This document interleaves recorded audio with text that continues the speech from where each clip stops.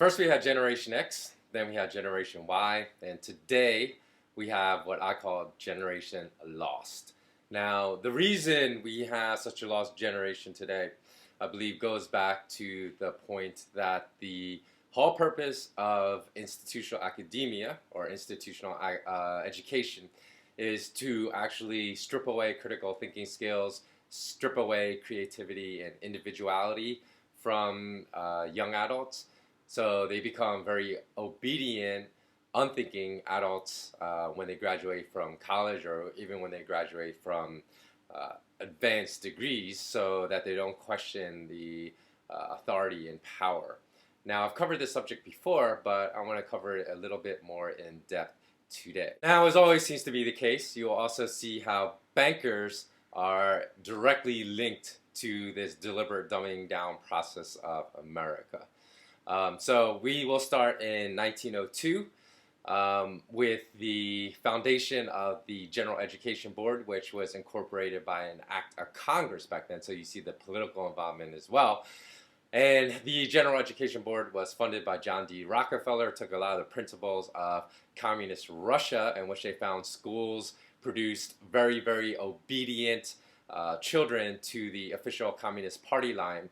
And then with that discovery, the Education Board in America basically wanted to learn how to replicate that same feat in America. So basically you have in the West, which exported these ideas of education to produce obedient little kids rather than thinking smart individuals, to the rest of the world. And you see a lot of things that are wrong with the world today have come from the exportation of these ideas from whatever you want to call the elite, the New World Order, the Illuminati, the banksters, or whatever name you come up for them. But these ideas have actually been exported from the West to the rest of the world. And you know, the U.S. has actually gone from one of the best educational systems in the world, say in the early 1900s up until about 1930, to one of the worst today. And it's one of the worst models that we've exported to the rest of the world, and you'll understand why by the end of this video. Now, I'm also going to, again, I've referenced this source many times in previous videos, called The Deliberate Dumbing Down of America by Charlotte Iserbyt, I'm not sure how you pronounce her last name, but I'll put the description in the link. I'll put the link to the document in the video description below. So I highly recommend you go download and read the entire article if you haven't already, or at least download it before it gets taken off the internet, because that's a very distinct possibility that this document will be removed from the internet in the future as well, due to the fact that it outs the whole agenda of the elite to dumb down people through education, which seems like to be a highly fantastical idea that is not possible, but you'll see that this is the truth if you examine the facts. So let's start with what one of the board members, or actually directors of the General Education Board, said, and his name was Frederick Gates. And again, he worked for the Rockefeller's General Education Board. And he wrote in 1913, in A Vision of the Remedy, he wrote, "We shall not try to make these people or any of their children into philosophers or men of learning or of science. We are not to raise up from among them authors, orators, poets, or men of letters. We shall not search for embryo great artists, painters, musicians. Nor will we cherish even the humbler ambition to raise up from among them lawyers, doctors, preachers, politicians, statesmen, etc., etc." He said, "In our dream, we have limitless resources, and the people yield themselves with perfect docility to our molding hand." So that should tell you what the purpose. He was the director of the General Education Board. So you should see that the purpose of education was bastardized once the bankers took over, and that it basically became to dumb down people, to mold them into obedient people that will never resist their very amoral, unethical plan for the rest of the world. Now we can see the progression of this mission to dumb down young adults through education. A recollection of a teacher named Mr. Nelson, who attended an educational committee on the Council of Foreign Relations. The CFR is basically the most influential policy-making body in the United States. And at this meeting, Mr. Nelson said he objected basically to how math was being taught within the school system in the U.S. And he said basically he objected because he felt there was too much memory work and not enough reasoning and development of critical thinking skills in the way and methods that math was taught in the US. And he said math is reasoning, not memory. But then he said Dr. Ziegler, who was the chairman of the education committee at the CFR, turned and said to him, "Nelson, wake up. That is what we want. A math that the pupils cannot apply to life situations when they get out of school." So here again, we see that they are trying to even dumb down sciences and reasoning, that they were trying to basically just teach rote memory lessons, which teaches nothing about the application of the sciences or math, because that is, again, their objective of schooling is to teach people just to spit back information that is given to them so they learn how to become obedient and they learn to become brainwashed, obedient citizens of the state. Mr. Nelson went on to say, this radical change in this new math was introduced in 1952, and he said it's the one we are using today in the 21st century. He said, quote unquote, "If pupils come out of high school now not knowing any math, don't blame them. The results are supposed to be worthless." So that's a problem today. Again, remember that I've told you that in my research, I think prior to 1930, the U.S. education system was one of the best in the world and actually produced very critical thinking young children that probably at age 12 were in better school back then than master degree candidates today. So they were probably smarter back then because they were taught how to think by age 12 than 25-year-old master candidates today. So people don't realize this because they don't know the history of education, and the only system of education they've been exposed to is this brainwashing, hammer down any individuality, creativity, and just this system to teach obedience. So if you're not familiar with the terms Skinner operant conditioning, Pavlov stimulus response conditioning, with mastery learning, with outcome-based education, OBE, or what's the direct instruction. Those terms, if you don't know those terms, then you don't understand anything about modern education today. So you need to basically research those terms to really have a firm grasp on why we are creating a lost generation. So let me read to you another passage really quickly. Okay, here goes, quote unquote. "Take for instance the ordinary civil servant who has graduated from secondary school when he is 35 or 40 and tests the school learning which he once so painfully acquired. How little of all the stuff that was then drummed into him still remains. Thus, the main object of learning so much is lost, for after all cannot consist in making the brain able to learn by unmeasured piling up instruction, but in creating for later life a fund of knowledge which the individual needs and which through him once more benefits society."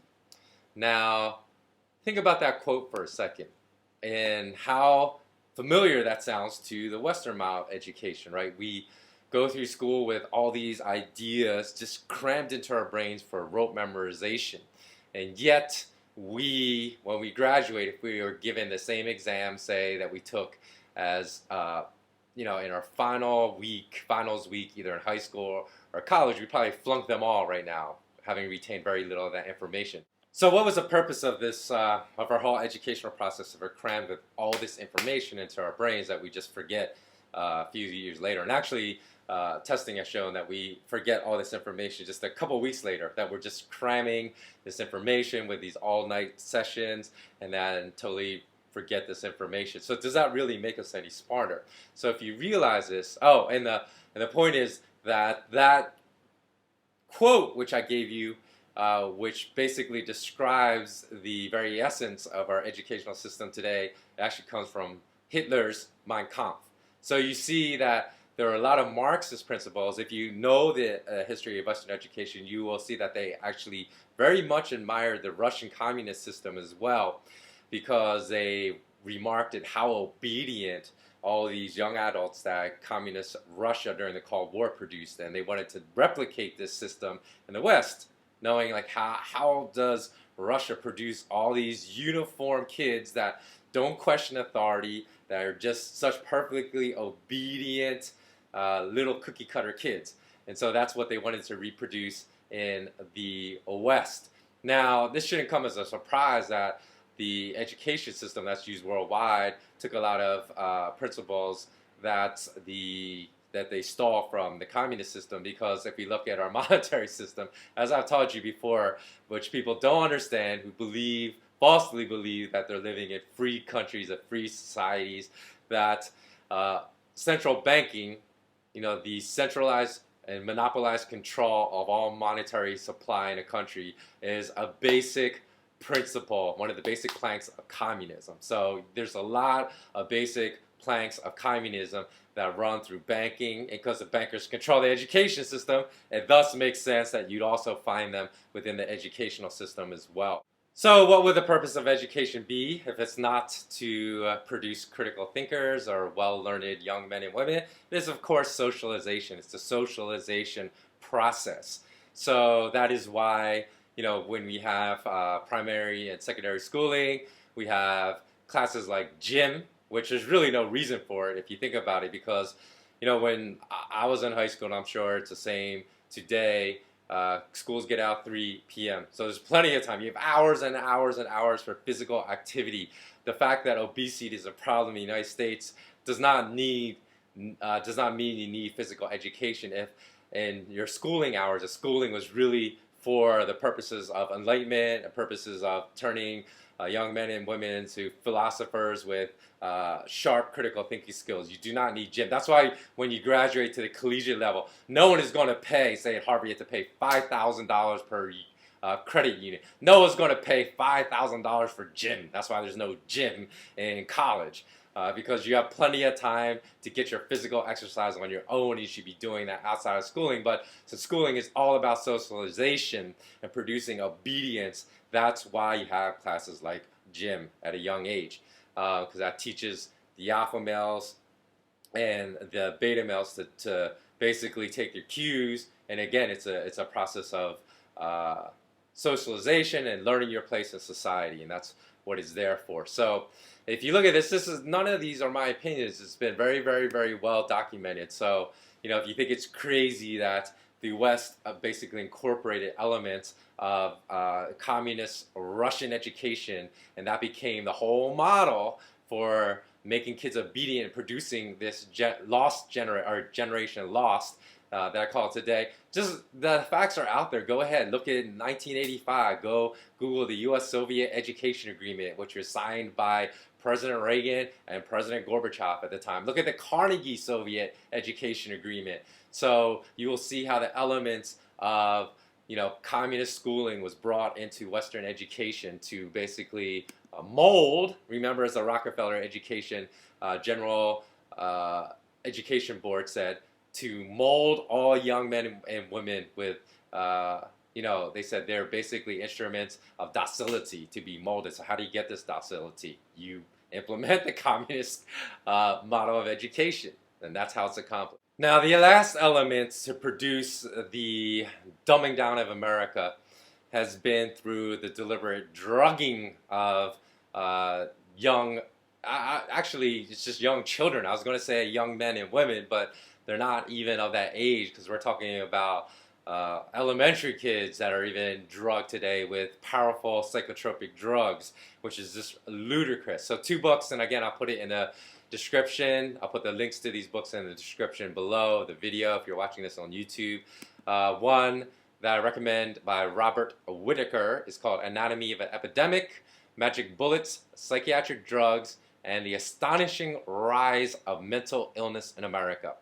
And the second one is by Daniel Carlat, I believe it is, C-A-R-L-A-T.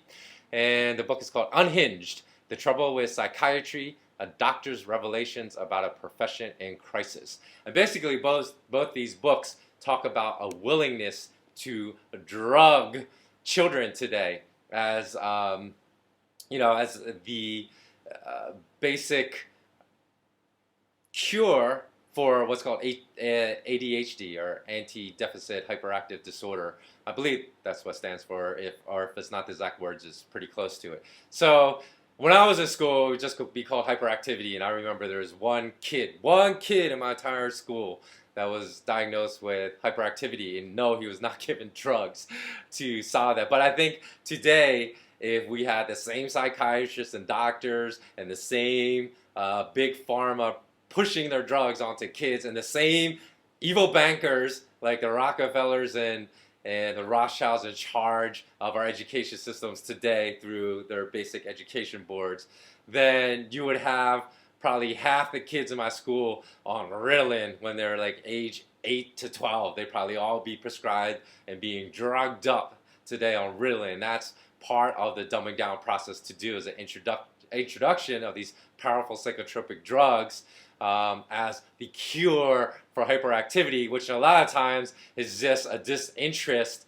with the stupid method of teaching in society today, because it's all rote memorization. So maybe really smart, creative kids have a lack of interest and are just bored, so they act up. And now what's the result? Doctors all just want to give them drugs, which makes them even dumber, which creates a generation loss, like I said before. So astoundingly, I saw this interview with one doctor that is all too willing to prescribe Ritalin as a solution for hyperactivity in schools. And he basically said in one of the schools he worked with that he estimated 50% of the kids were on Ritalin. 50%. That is insane, when half the kids at this one school he works in, where he's an appointed psychiatrist, are on Ritalin. That is ridiculous if you think about it. So Leon Eisenberg, who's a professor at the prestigious Johns Hopkins University and at Harvard Medical School later, said that in the 20th century, that psychiatry went from a state of brainlessness to a state of mindlessness. And he said what was responsible for that change was a reliance on psychotropic drugs, which were introduced in the 1950s but made a huge push forward in the realm of psychiatry in the 1980s. So he said before then, there's little interest in neurotransmitters and the chemical functions of the brain in the treatment of psychology. But after the 1980s, when Big Pharma started pushing pharmacology hugely into psychiatry, then he said psychiatrists began to see themselves as pharmacologists instead of being interested in exploring how the lies of stories and what we typically think of psychiatry affected someone's thinking and someone's behavior. So even then, since then, there have been radical changes even in the DSM-3, which is the Diagnostical Statistical Manual for Mental Disorders. I think that's what DSM stands for.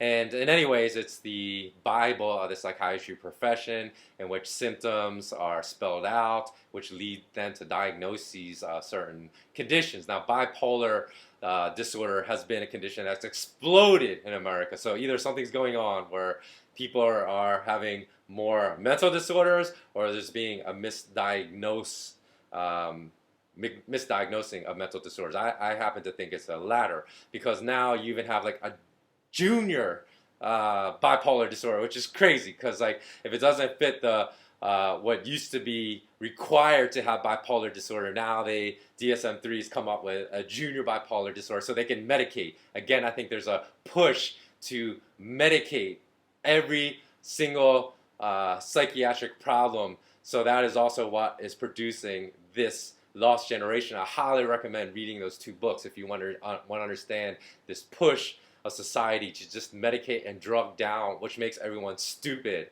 Like I wouldn't even call them disorders, because some are just gentle, what we used to consider as a kid is gentle emotional problems, not a mental disorder. But today, they're bloated to a mental disorder, and what do? You medicate this person and turn them into a zombie. You turn them into the Walking Dead. So the whole zombification of the world is also happening through this push to medicate everyone all the time for any little emotional problem that they may have, including school kids with Ritalin. Because as I said before, this drugging down. I mean, I went through school, not a single kid was on Ritalin because that drug wasn't even invented, and everyone turned out okay. But now, all of a sudden, in some schools, half the schools on Ritalin. That is just a ridiculous attempt again of the New World Order, the elite, the Illuminati, whatever you want to call them, to create dumb kids that just go through life in a stupor.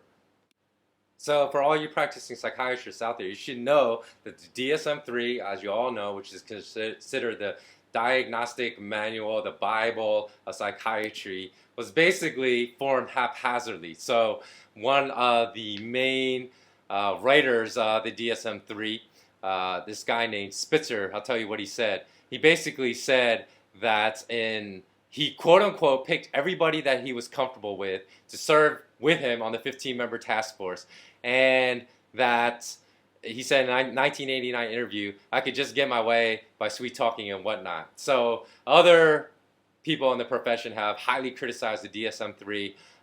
George Vaillant, a professor of psychiatry at Harvard Medical School, is one who basically said the DSM-3 represented, quote unquote, a bald series of choices based on guess, taste, prejudice, and hope. So the problem with the DSM-3 and the formation of that manual that was considered the Bible of, diagnosing psychiatric conditions was basically formed on a platform of conformity, just like the education system. So that, there was no dissent, there was no discussion. He picked 15 members that he was comfortable with, who all agreed with him on the same views. So, there was it wasn't like the TV show House, where you have people arguing with each other over the proper diagnosis. He just said, hey, here are the symptoms, everyone agrees with me, so this is what's considered a psychiatric disorder, and this is the way it needs to be treated with this type of medication or whatnot. So, again, just understand that a lot of things going on today is deliberate. It's not coincidental or random. And even when we look at vaccinations, I'll put another link to an article below which shows that babies that receive the most vaccinations are actually likely to have the most problems and have the highest mortality rate. So I can remember when I first came out of school, I worked in healthcare, and kids only required to receive 3 shots. So it's a series of 3 shots for oral polio vaccine, DPT, and Haemophilus influenza B. So that's 9 shots in total. So now today, I believe kids are required to get 26 shots, which is ridiculous. So, you might want to look into whether all those vaccines are really even necessary or even healthy for your child. Because how do you go from just, a few years back from kids being required to get 9 shots to getting 26 shots today? That is ludicrous in my opinion. And if you're a parent and don't investigate the necessity of those, I think it's an obligation, it's a duty to your newborn child, if you have a newborn, that you're getting vaccinated to put all these drugs into your kid's body. It might not even be necessary. So just do the research. I'll put the link to the article below so you can make your own opinions. Again, I always encourage everyone that watches my videos to make their own opinions, but I'm saying the facts are out there if you really want to know the truth. So read all the links, descriptions below if you disagree with what I've said in this video, because let me emphasize again, what I've told you in this video is not my opinions. These are documented facts, so I'm just laying out the facts for you. So whether you choose to do further research and find out the truth for yourself, or whether you choose to go through life with blinders on, not understanding what the reality of the situation is today, is entirely up to you. But I hope that you choose the latter and you choose to research and always continue to keep learning. Okay, thanks for watching today, and as always, have a great day. So long.